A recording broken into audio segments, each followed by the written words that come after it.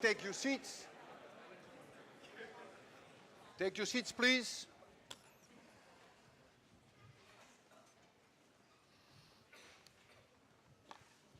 My lecture will be about 40 minutes, and after that, I will give anyone the opportunity to ask me questions for about 15 or 20 minutes. So the whole thing will be 1 hour. And it is after that hour that we will do book signing. You can buy the books there if you want to, and I'll sign them here. We'll get back to that later. If you have a pendulum, this is a pendulum, mass m, length L, then you can derive, which I do in class, but I won't bore you with that, you can derive how long it takes for the pendulum to make one complete oscillation. And we call that the period of the pendulum.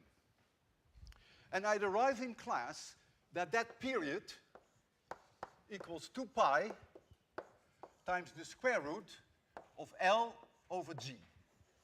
You already know what L is.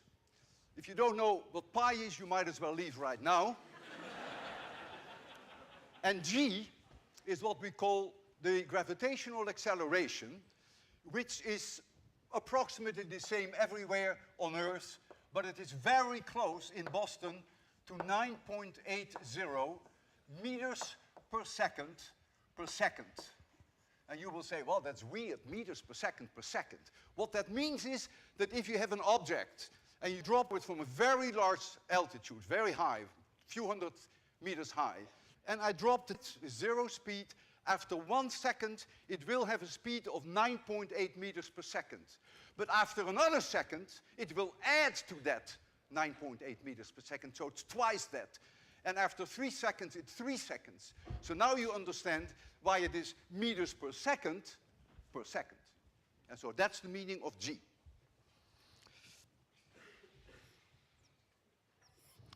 There's something weird about this equation. Something that must go against your intuition. And you shouldn't feel bad because it also goes against my intuition. So we have the pendulum, and suppose I bring the pendulum all the way out here. We call that the amplitude of the pendulum, and we let it swing back and forth. There's a certain period. But now we bring it out only this far. It doesn't have to travel very much at all. Doesn't that make a difference in the period? The equation says no, it doesn't. Because if it did make a difference, there would be in that equation the amplitude, which is not. And I'm going to demonstrate that to you, that it is quite remarkable that indeed that period is independent of amplitude if you don't go to extreme values of the amplitude. There's something else in here which is even more non-intuitive. And that is, doesn't it matter whether the bob, we call this the bob, whether it is 1 kilogram or 500 kilograms? You would think, well, that must make a difference in the period. But the equation says, sorry, it doesn't. And I'm going to demonstrate that to you too. We have here, by the way, if you ever want to test this pendulum, this equation for yourself, put in L equals 1 meter and use this number, you will get a period of 2.0 seconds. It's very easy to do at home. You make one meter, you put an apple at the bottom, and you swing it. The 1 meter has to be accurate. You see that it's going to be 2.0 seconds.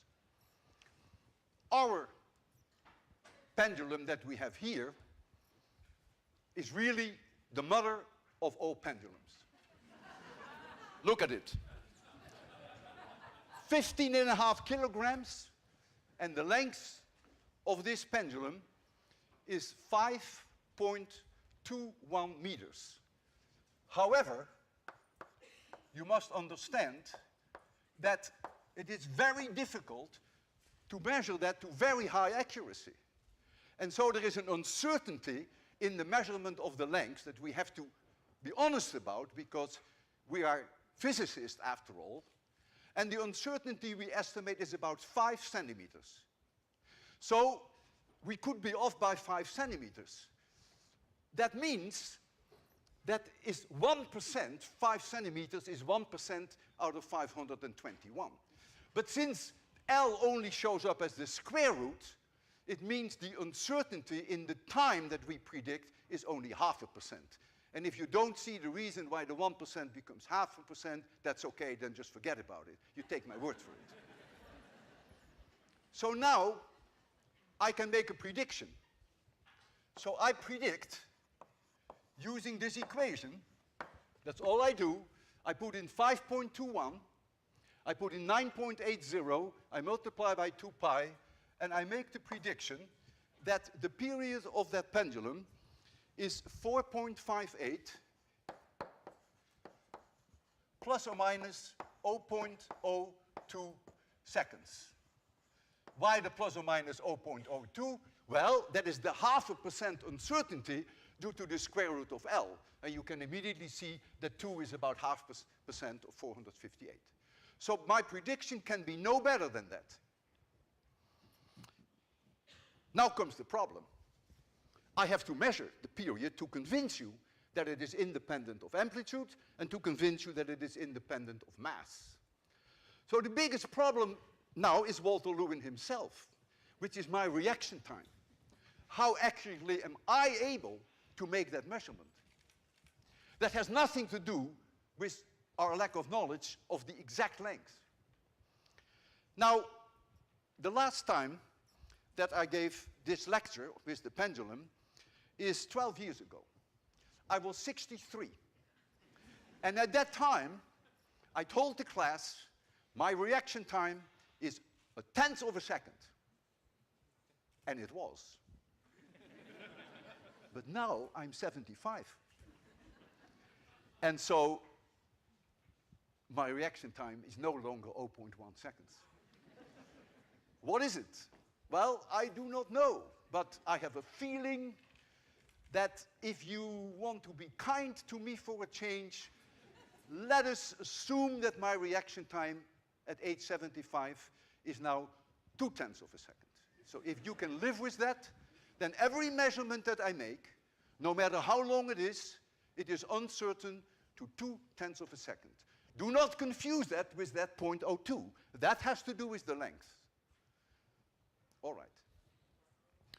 So, I'm going to first make a period measurement at 5 degrees and then at 10 degrees amplitude. And I'm going to measure 10 periods, not 1. Some of you may think, well, isn't that a waste of time to do 10 periods if you can get away with 1? You will very quickly see why it is 10. You will see that. So the 10t is then going to be some number plus or minus my own inability, which is my 0.2 seconds reaction time. I can't change that. And so then I do it at 10 degrees, and then we get again 10t. We get a number, and then we get again plus or minus 0.2 seconds. And I'm going to demonstrate to you that within the uncertainty of the measurements, that I get the same numbers in all 3 cases, within the uncertainty. So, if you're ready for that, you see here the timer, that all of you can see. And here you see the pendulum. And I have 2 marks on the floor here. If I hold the bulb here, then it is 5 degrees. This is 5 degrees. And when I hold the bulb here, it is 10 degrees.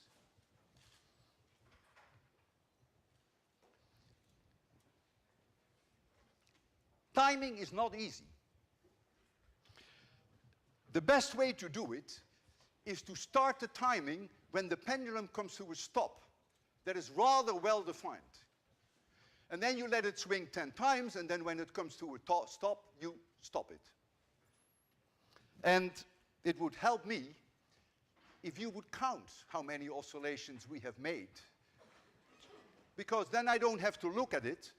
All I have to do is when I come close to 10, I have to watch for the moment of stopping, and then I will end it. So, we'll do this first at 5 degrees.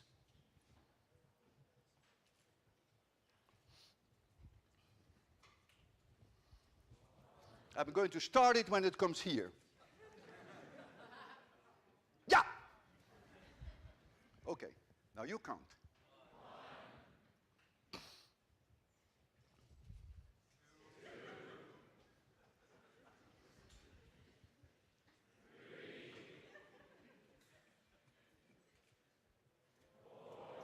You're doing very well. You're going to pass this course.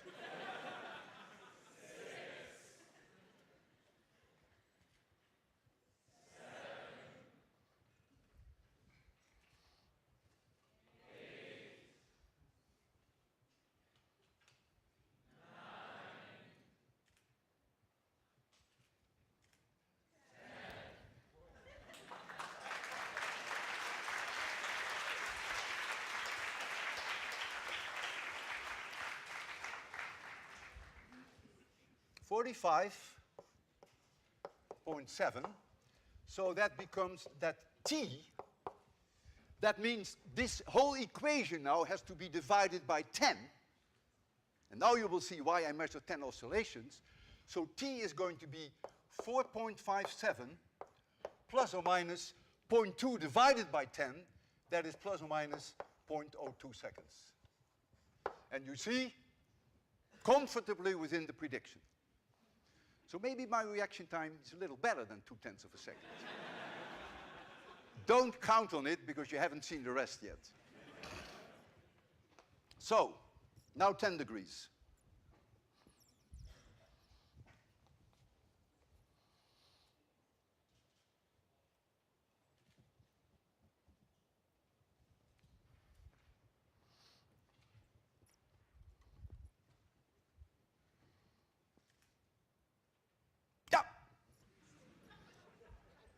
That moment is crucial.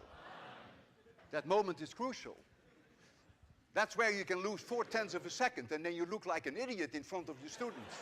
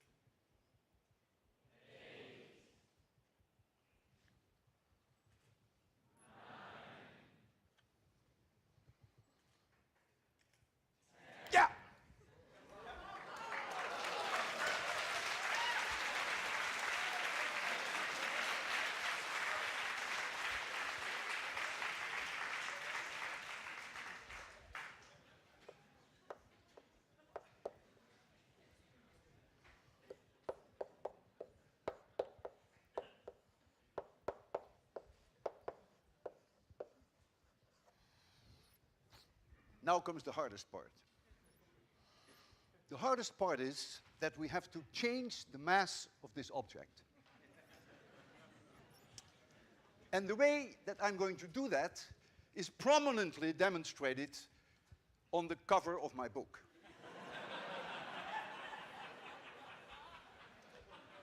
Yes, I'm going to hang on that pendulum.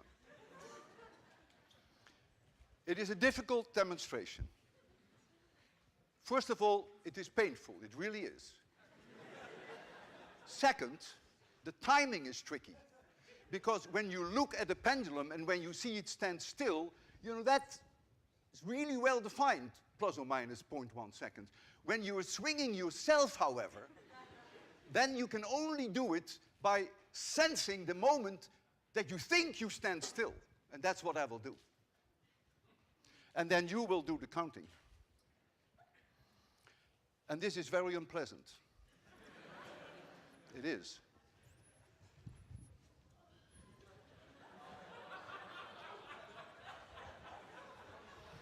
Oh, there's something else I haven't told you. If you're a good physicist, you will say, if you're going to sit on that bulb, then effectively you bring the mass of the bulb up, and so the length of the pendulum will shorten, and so you get a shorter period. And I know that too. Therefore, I will have to stretch my body so that when it is here, that it is almost completely parallel to the floor. If I don't do that, I will not be able to convince you that the period is independent of the mass. And that makes it very difficult for me.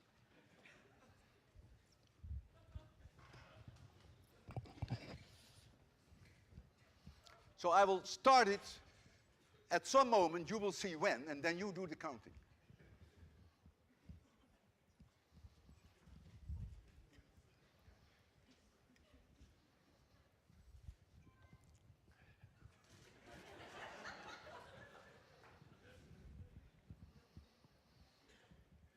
Are you ready?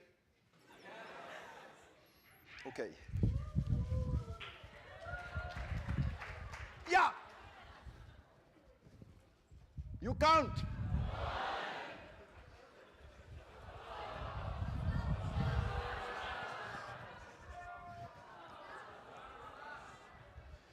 This happens sometimes.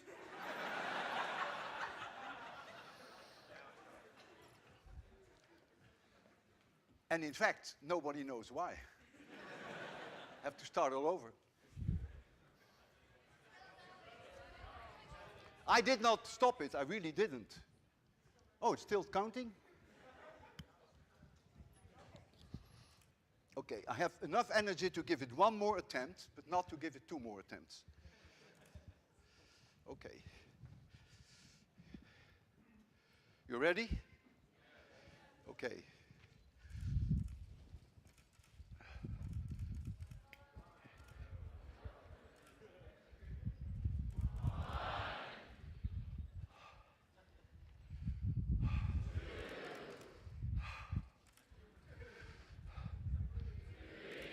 Oh, this really hurts.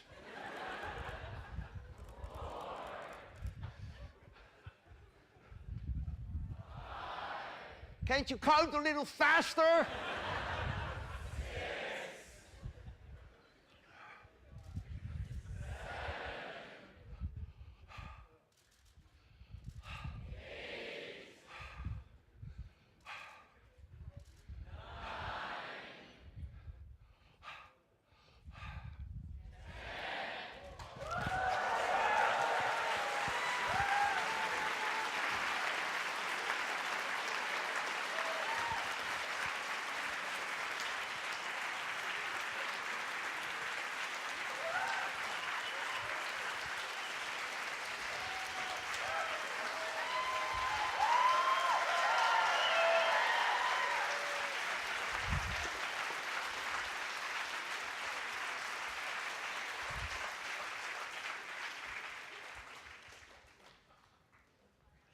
T with Walter Lewin. What is it? 45.9 plus or minus 0.2. Period is 4.59 plus or minus 0.02. I told you, physics works.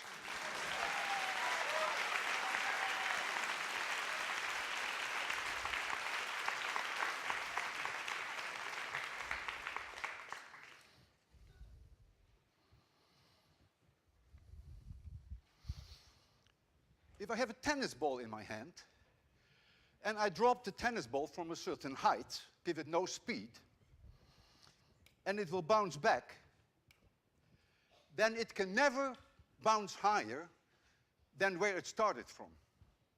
If it did, then we physicists would say that is a gross violation of the conservation of energy, and that is the holiest of all laws in physics. It cannot go higher. Suppose the object has a mass m and is a distance h from the floor. Here's the floor, here's the object, h. We associate with the position of that object an energy that has a name. We call that potential energy. And that potential energy is mgh. You already know what g is. Well, h is this distance in meters. So when the object is here on the floor, h is 0. So there is no potential energy. As the object goes down, it picks up speed. And we associate with speed energy, which we call kinetic energy. And the kinetic energy of an object with mass m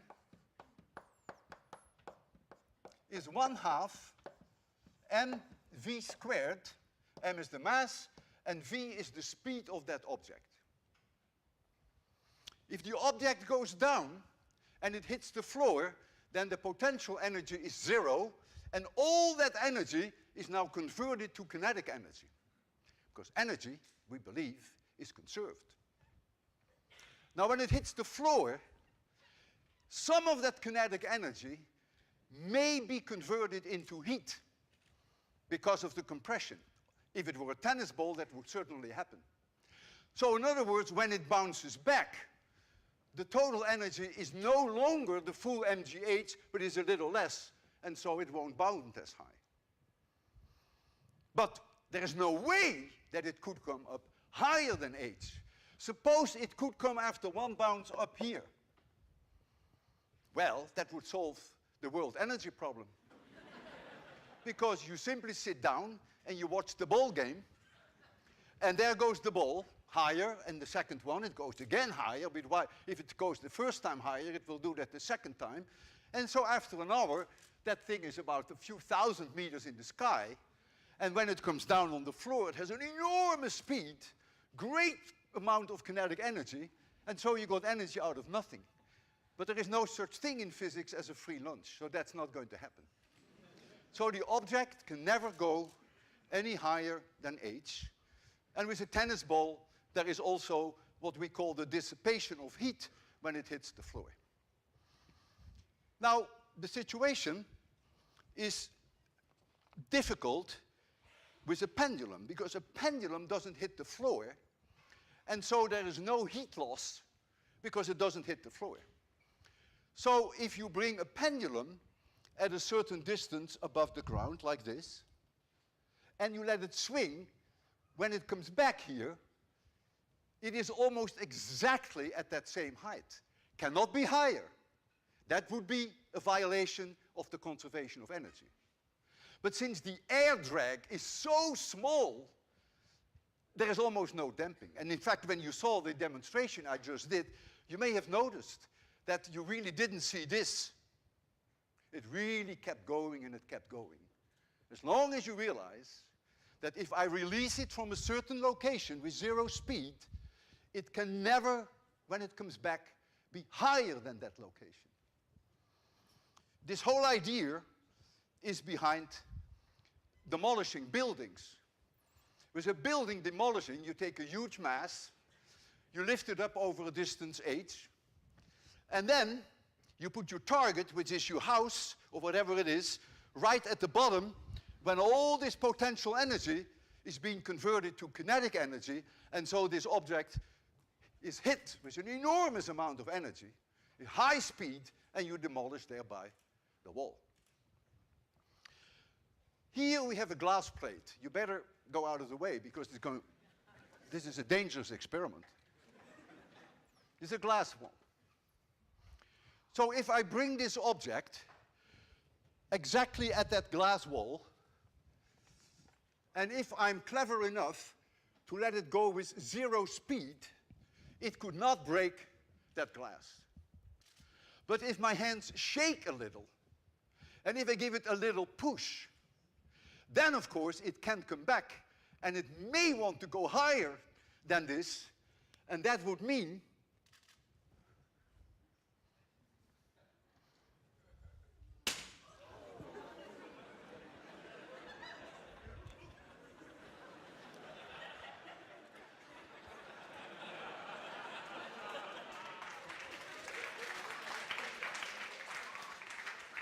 I know you guys. Students love it when the glass breaks. That's why they pay such a high tuition at MIT.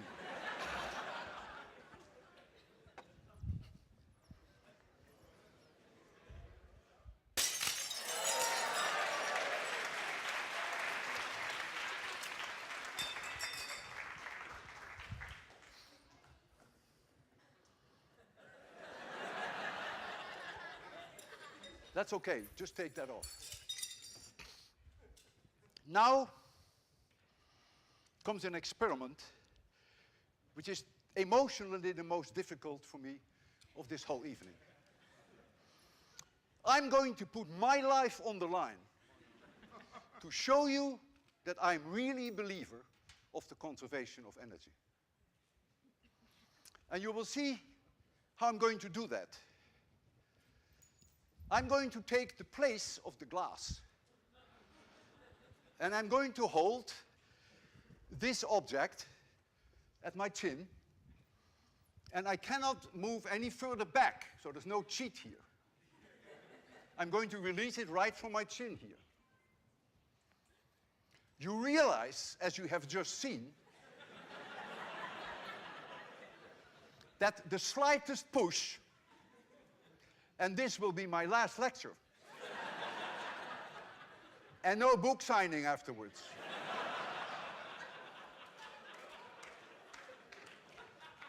So I need your collaboration.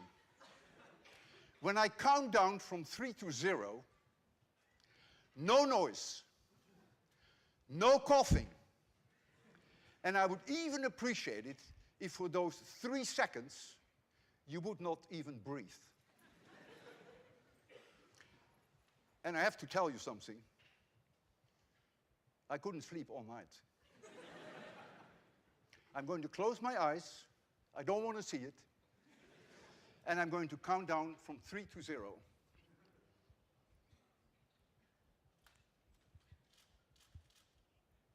3, 2, 1, 0.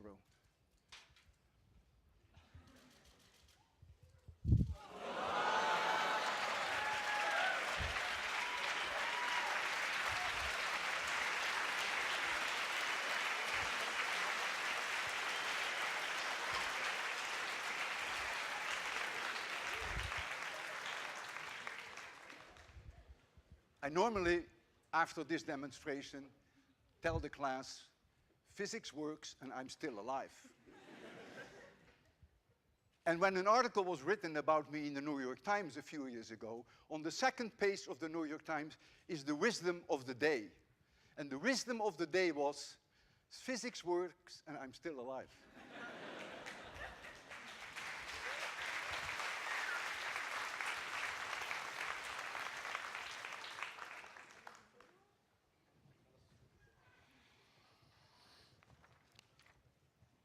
White light, like sunlight, is composed of all the colors that you see in the rainbow.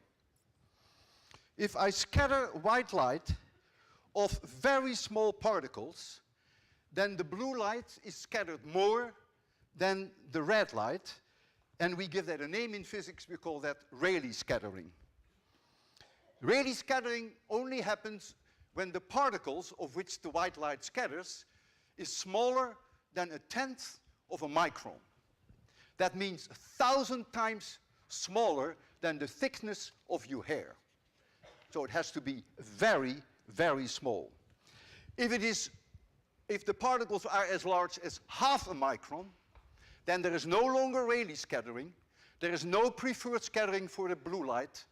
All colors scatter equally, and so white light scattered of particles that are 1/2 a micron or larger remains white.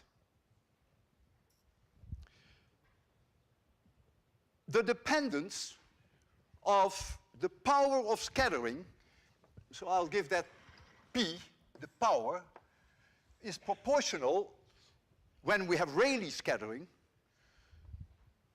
This is the only equation that may bother you, to 1 over lambda to the 4th, and lambda is the wavelength of light.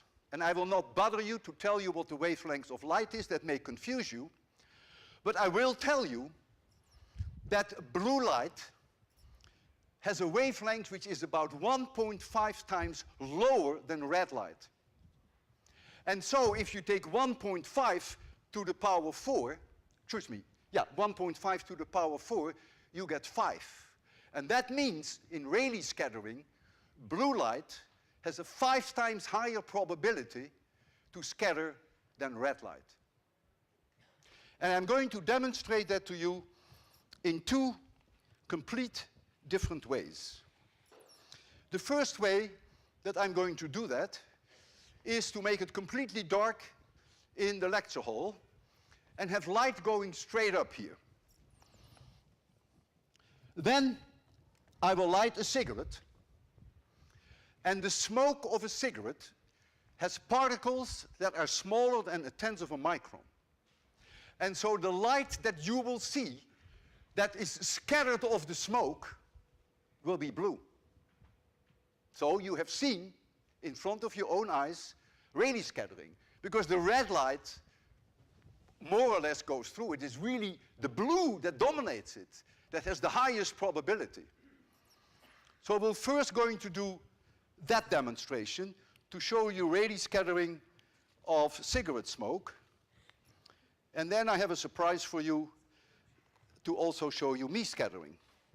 But let's first do the Rayleigh scattering with cigarette smoke. This is also not a pleasant demonstration. For those of you who think that lecturing is easy, no.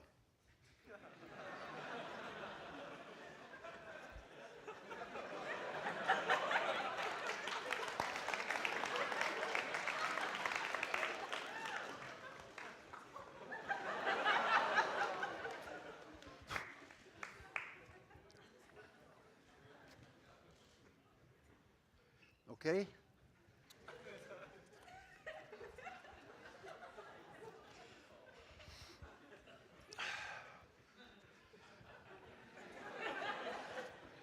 Going to make it completely dark, and then I'm going to hold it in there. All lights off, all off, all off. So, we all agree that this is white light which is coming up, and you don't see the light here because there is nothing that scatters it in your direction. So you don't see light here, but now look. Those of you who see blue, say, yeah. Those of you who do not see blue, say no. You better see an eye doctor.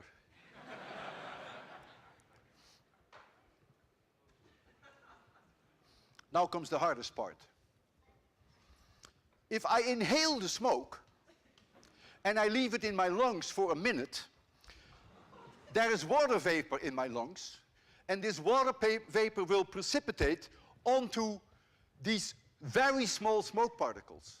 And so the smoke particles will grow. They will become small water drops, larger than 0.5 microns. And that means, if I hold it 1 minute in my lungs and puff it out, you will not see blue light, but you will see white light, because you're now in the me scattering domain. All colors scattered equally. I will tell you that just before I puff it out, and you will see the white smoke, I will, just before I do that, I will remind you of the color that you see now. I will only do that for a few seconds, then I will remove it and I will empty my lungs. Terrible demo.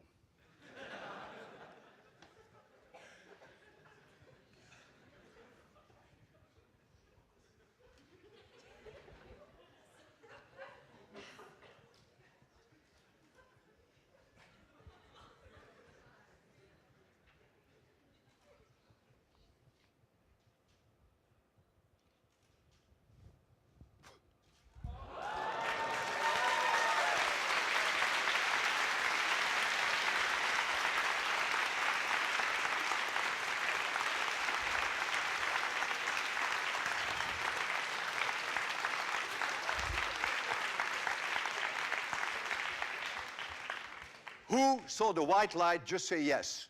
Yes. If any one of you has the courage to say no, who did not see white light? Thank you.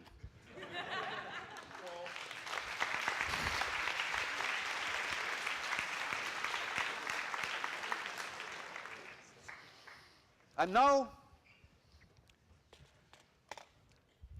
going to explain to you, in fact, you could probably guess that, why the sky is blue and why clouds are white. Clouds consist of very small water drops, surely larger than half a micron, which is me scattering. So the white light of the sun scattered off the cloud, white remains white. So you now, for the first time in your life, may have an explanation why clouds are white. And you should, or may also understand now, why the sky is blue. Here is the ground, and you are here. And here is, say, roughly the top of the atmosphere. And the sunlight comes in like this. The sun is infinitely far away, so the sun comes in like this. The atmosphere is full of very small dust particles, smaller than a tenth of a micron, and even the density fluctuations of the air molecules themselves are clearly smaller than a tenth of a micron, and so you get ideal Rayleigh scattering. So white light comes in, you're standing here, but what is the light that comes to you? Predominantly blue. So the sky is blue. The light that is scattered here comes to you is predominantly blue. So that's why the sky is blue. And so the reason is simply that it is Rayleigh scattering of the dust particles in the atmosphere. If the sun is high in the sky, the total amount of sunlight that is scattered in your direction is only 1%, so it's very little. If the sun is 5 degrees above the horizon, then the sunlight has to travel through a lot more atmosphere. And so I take here a situation which is extreme when we have sunrise or sunset.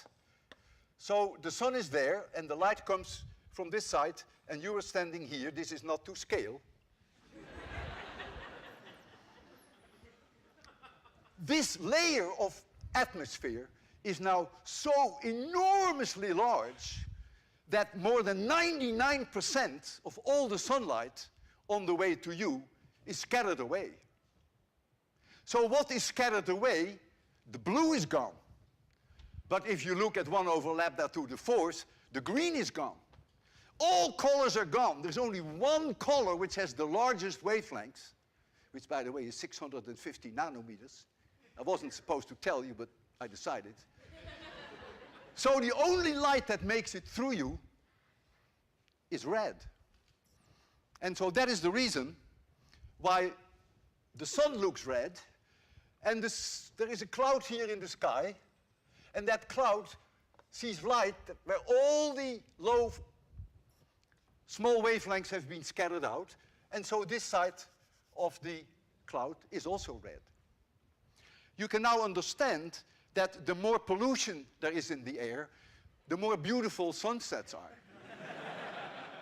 And it is well known that after volcanic eruptions, the sunsets and the sunrises are truly fantastic.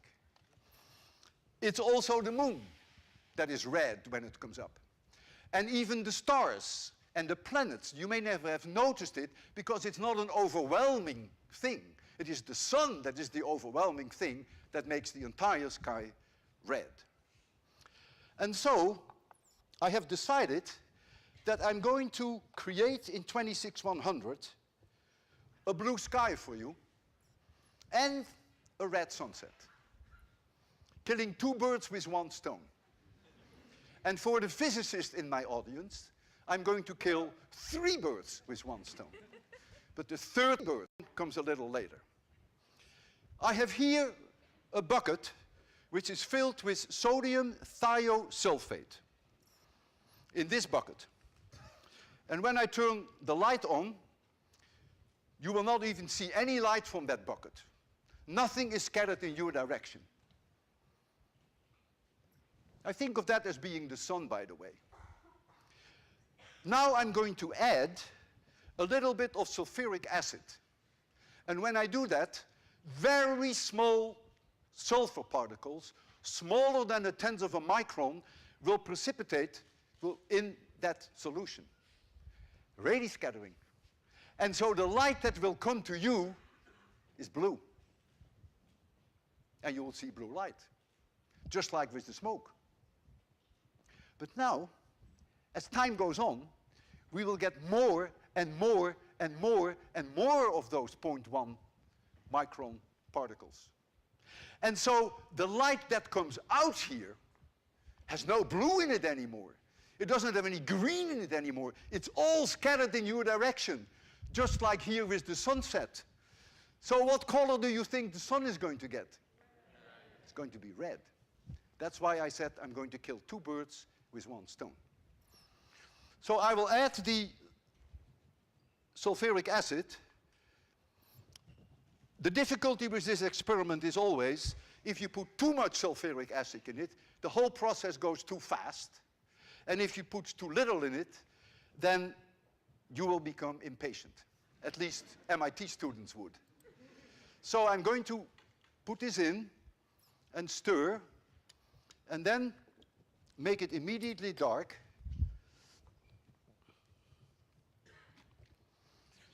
And I want you to look at the sky, which is here is the sky. If you sit all the way there, you don't see it so well. But look, how much did you pay for this? These people have a better view. So just keep looking. For me, it's already beginning to turn a little bluish. We'll just give it a little bit more time. The sun looks just white, light, as it was before.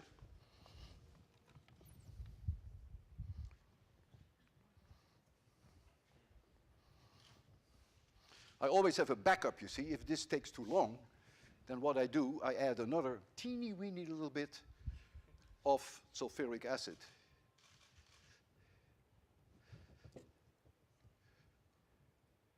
To speed up the process a little.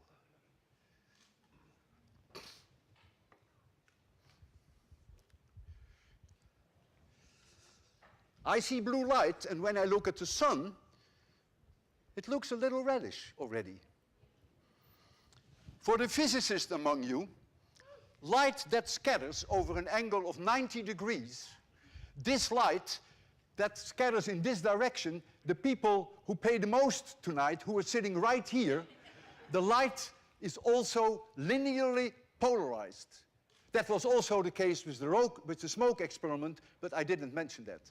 But for those of you who are sitting here, I can show you with my polarimeter, when I rotate my polarimeter, that I can the blue sky completely dark, and I can the blue sky completely bright again. The people who are sitting there, the angle of scattering is not 90 degrees, so they won't see it so well. But you people see it very well, don't you? Yes. 100% polarized.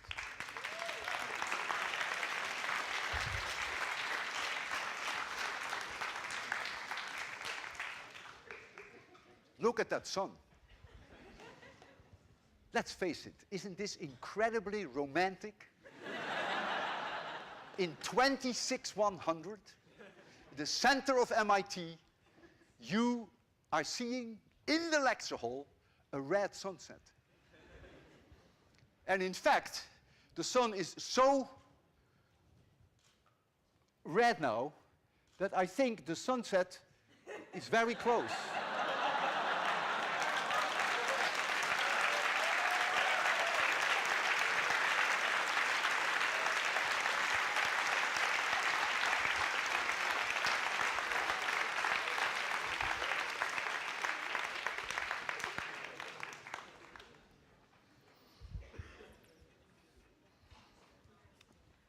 I have given, in this lecture hall, about 800 lectures. And it is wonderful to be back here. But it really hurts to know that this is my last lecture in 26,100. I have therefore decided that I want to leave you in style. And the way I will do that is to leave 26,100 in my own private rocket.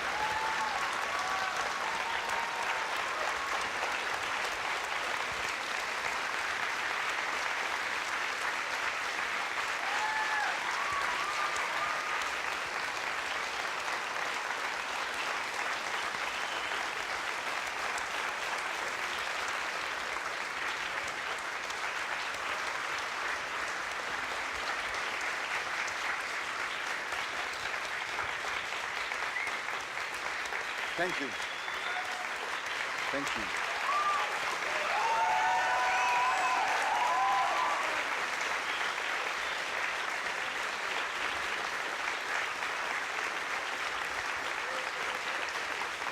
Thank you. So now we have about 15 minutes left for questions. And if you have a question, raise your hand, then Claire will come to you with the microphone, and then I hope we can communicate that way. You phrase the question and I will try to give the answer. So who wants to go first? There's a person there. Yes, we see your hand here. You'll come next. Thank you for a beautiful lecture. I'm tempted to ask you what pi is. It's not so easy for me to understand you. Thank you for a beautiful lecture. I'm tempted to ask you what pi is, but I think I better ask instead. Well, have you ever gone to a Thanksgiving dinner? Okay. Are you familiar with the alleged phenomenon of a green flash at sunset? And the answer is yes. Can you explain that, please? I've seen it many times. The explanation is not as simple as you may think. I would suggest, and I mean that seriously, since a short answer is not possible, that you look it up on the web. It's well described. I have seen it many times in Austria, in the mountains, that indeed the last fraction of setting of the sun, that you may, but not always, see a green flash. And if you ever want to see it, you have to be with two people. One person has to be standing next to you, and you should not look at the sun. Because if you look at the sun, even though there's almost no sunlight left, your retina is still too overexposed. And so the person next to you, when you look like this, should say, "Look now!"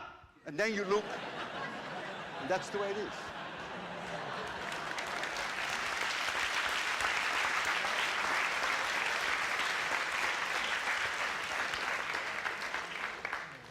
There's a question right here. Why don't we take that first? And then there's a woman over there. And this gentleman, oh, also, yeah. Well, I just want to thank you for the lecture. And I was wondering, as a youngster, I read a book which told me to stare at the sun, then I can change things by staring at things. Now, what I did was, I used to stare at sun at sunset. You stared at the sun? At sunset. At sunset. Sat for a few... Not a very good idea. You have to be very careful. I found out the hard way. And so you damaged your eyes and you asked for it. Okay. I got it. But the key thing was that after that I was supposed to stay at a white wall, which I did. But I saw a red, I know exactly what you saw. Spot moving around wherever I might. Probably the spot was not red but green. It's a well-known phenomenon. So you have indeed done something to your retina, and that is the message that is sent to your brains, then tell you the green after effect. It's a very well-known effect. You don't even have to look to the sun. You can even do it with a light like that and stare in that light for some time, and then all of a sudden look at the white wall and you see a different color. It's a very interesting thing. And physics cannot explain that. But you see, this is neurology. And so it's not our responsibility to explain it.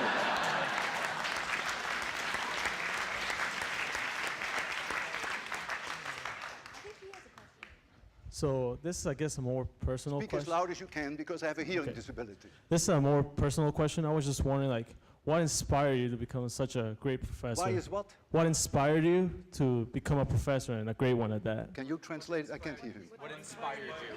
Why is what? What inspired you to become a professor? Oh, that was luck.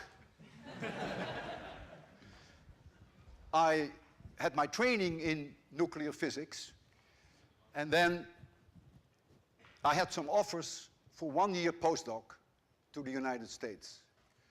And for reasons that are not so clear, I picked MIT because a whole new field was born here in Cambridge, Massachusetts, initiated by Professor Bruno Rossi, who was at MIT, executed beautifully by Riccardo Giacconi, who received not too long ago the Nobel Prize for that. That was the discovery of X-ray astronomy. And even though I knew nothing about astronomy at the time, I decided it was time to change fields. So I accepted the offer at MIT. And then, for reasons that are still unclear to me, but George Clark, who is in the audience, knows probably why, they offered me a professorship. And I never left. Does that answer your question?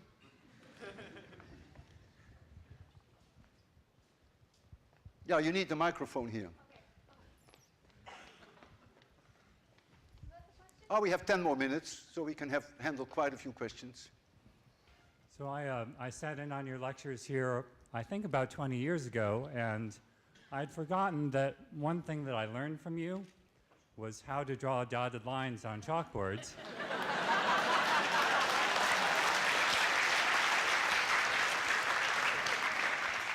Which I actually used myself when I was a professor for some number of years, so a very useful skill.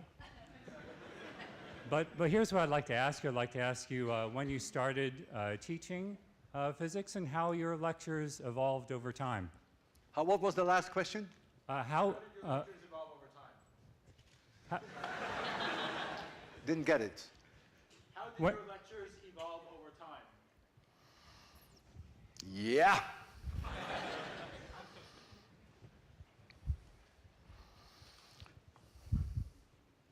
I think I was always eccentric. It's true. And so from day one, my lectures were always different from the mean. But of course, they evolved in a way that grew substantially. And that is not because of the dotting of the line, because I could already do that in high school. Today, there are 100 of my lectures that can be viewed on the web. 2 complete courses. The first course for freshmen, the second course, electricity and magnetism, and the first course for sophomores, vibrations and waves. They are now being viewed daily on average by 6,000 people all over the world, which is 2 million per year. And so every morning when I wake up and during the day, about 24 questions come to me by email from all over the world. Many ask questions, and I answer every single email. But it is amazing that many physics professors want to know how I make those dotted lines. True.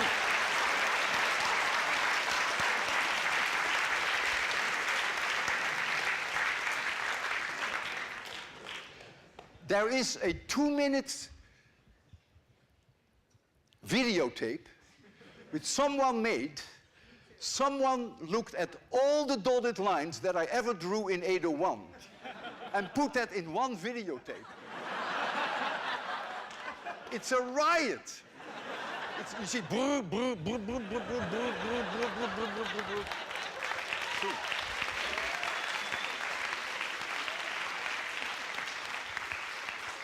Okay, we have time for a few more questions. Yeah, Anna.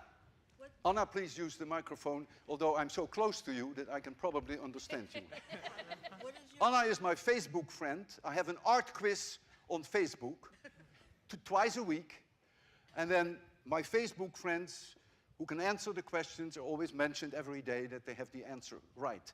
Anna is at or near the top. She almost always has it right. And she sometimes writes me email and she says, Walter, I've worked 8 hours on this one. I really have to give up. I don't have more time. Go ahead. What is your favorite lecture of all the lectures that you've given? Like how you do these I don't have a favorite one. No, I really don't. I love all the subjects, 801 or 802 or 803. No, I really cannot say I have a favorite. If you ask me my favorite artist, we can talk about that. But we do that on Facebook.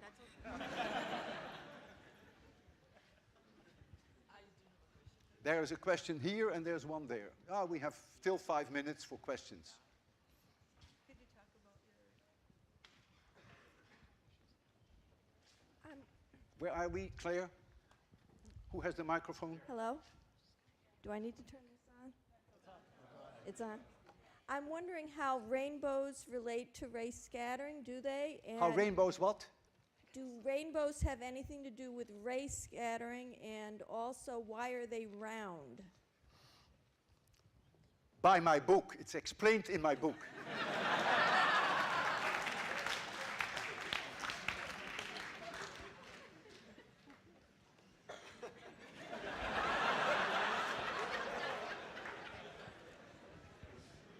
Hi. How do you prepare your lectures? How many time do you take to prepare? It's a very good question. And if I tell you how I prepare them, then my colleagues at MIT are going to hate me. On average, the preparation for one lecture is about 40 to 60 hours. Wow. I dry run the lecture in an empty classroom with everything on the blackboard that I'm going to write on the blackboard, pretending that there is a full class in front of me, but there is no one. And I talk to them as if there is one. I do that 2 weeks before the lecture. In general, the lecture is then a little bit too long, so I have to do some surgery. Then 1 week before the lecture, I dry run again. Then I'm very close to the time. And then 5 a.m. of the morning of the lecture, you can ask my wife, I am at MIT, and I give the same lecture, dry run for an empty classroom at 5:30 in the morning, when the lecture is at 10 and the same lecture is at 11. That's the way I prepare. Don't tell my colleagues, they will hate me.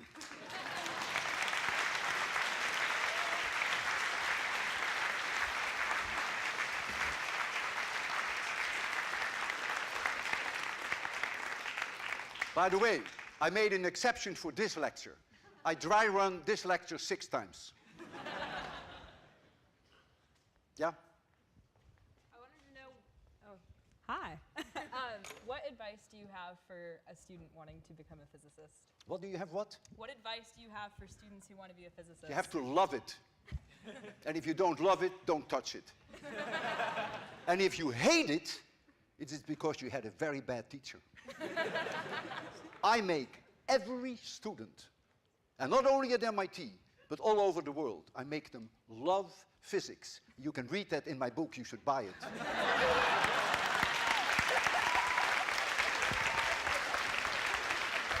One more question. Okay, one more question. Yeah, this gentleman here. What do you do for fun besides give lectures? Art history. It's my love. Physics is my life. Art history is my love. Thank you.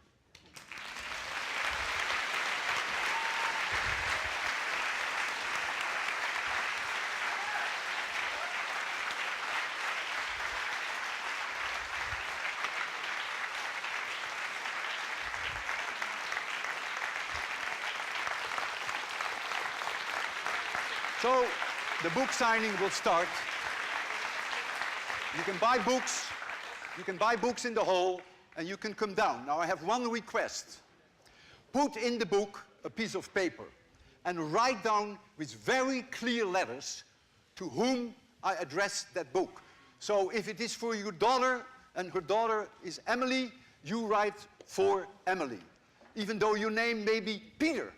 I will write in the book for Emily and sign Walter Lewin. If you don't put in a piece of paper, it's going to take so long. A few days ago, I had a book signing, and I didn't ask them for a piece of paper. So here comes someone from Turkey to me, and I said, what is your name? And he said, my name is Atachia. And then I said, how do you spell that? He says, oh, that's very easy. It's A-T-I-T-T-T-A. And then I said, well, it would be better, wouldn't it, if you write it on a piece of paper? And I couldn't even read it. So please write very carefully the name to whom I should address the book.